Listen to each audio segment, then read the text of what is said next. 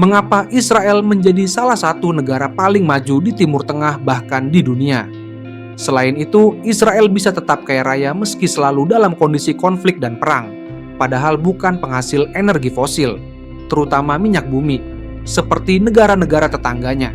Kok bisa? Berikut adalah faktor-faktor yang berkontribusi pada kemajuan negara Israel.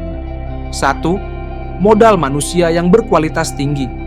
Israel memiliki tingkat literasi dan pendidikan yang tinggi. Investasi besar dalam pendidikan menghasilkan tenaga kerja yang terampil dan inovatif, yang mendorong pertumbuhan ekonomi. Sejak berdirinya tahun 1948, negara Israel menerima imigran terdidik dari seluruh dunia, khususnya orang-orang keturunan Yahudi yang melakukan eksodus dari negara-negara Eropa selama pecah Perang Dunia Kedua untuk menghindari persekusi.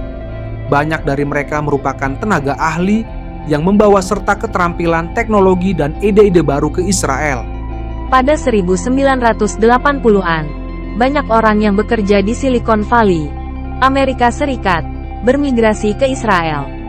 Mereka mendirikan pusat-pusat penelitian dan pengembangan untuk perusahaan-perusahaan teknologi Amerika Serikat, seperti Microsoft, IBM, dan Intel.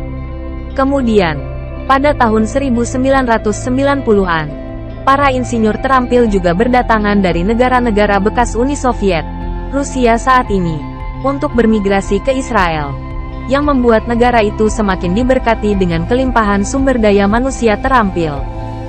2. Kebijakan ekonomi berorientasi pasar bebas.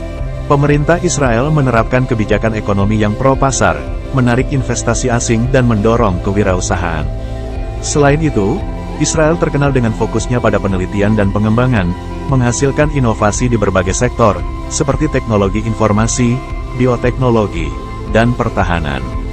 Industri manufaktur Israel menjadi salah satu yang paling maju di dunia sejak tahun 1970-an, di antaranya industri pupuk, pestisida, farmasi, bahan kimia, plastik, dan logam berat.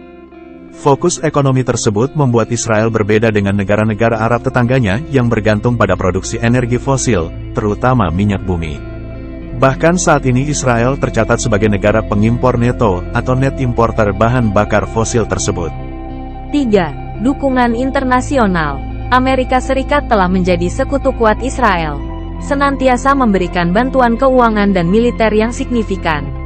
Selain itu, Israel memiliki hubungan diplomatik dan perdagangan dengan banyak negara lain yang membuka akses ke pasar global. Mengingat keunggulannya dalam hal modal manusia, Israel juga menerima banyak pendanaan untuk pengembangan riset dan teknologi dari negara lain, seperti AS, Kanada, Italia, Austria, Perancis, Irlandia, Belanda, Spanyol, China, Turki, India, dan Jerman. Bahkan, meskipun memiliki konflik abadi dengan Arab Palestina, Israel justru mesra dengan sejumlah negara Arab lainnya, salah satunya Uni Emirat Arab, UAE. Belum lama ini, negara Yahudi tersebut menandatangani perjanjian perdagangan bebas dengan UAE. Fakta tersebut ditandatangani di Dubai setelah berbulan-bulan negosiasi. Perjanjian itu juga menjadi perjanjian dagang terbesar Israel dengan negara Arab. 4. Ketahanan dan semangat kewirausahaan. Israel telah menghadapi banyak tantangan sejak berdirinya, termasuk konflik dan blokade. Namun, rakyatnya telah menunjukkan ketahanan dan semangat kewirausahaan yang luar biasa. Terlepas dari berbagai kesulitan yang dialami, Israel selalu fokus pada kemajuan dan pembangunan negaranya. Faktor keunggulan kewirausahaan ini melengkapi faktor nomor 1 sebelumnya, yaitu modal manusia yang bermutu tinggi. Sehingga tak heran, perusahaan-perusahaan baru di sektor teknologi terus bermunculan di Israel bak jamur di musim hujan.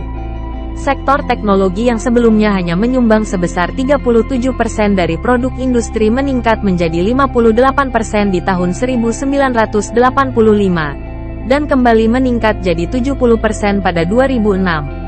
Banyaknya perusahaan besar di bidang teknologi tentu menyumbang pemasukan besar untuk pemerintah Israel dari sisi pajak, sumber devisa, ataupun penyerapan jumlah tenaga kerja. Ini belum termasuk royalti dari paten-paten yang dibuat oleh perusahaan-perusahaan Israel. Namun demikian, Penting untuk dicatat bahwa kemajuan yang diperoleh negara Israel tidak datang tanpa kontroversi, mengingat citra negatifnya sebagai penjajah Palestina. Konflik dengan Palestina dan perebutan wilayah telah menjadi sumber ketegangan di kawasan dan kritik internasional hingga saat ini. Bagaimana menurut Anda? Silahkan tulis pendapat Anda di kolom komentar. Semoga bermanfaat dan jangan kapok untuk kembali berkunjung di channel kami. Terima kasih dan sampai jumpa di video berikutnya.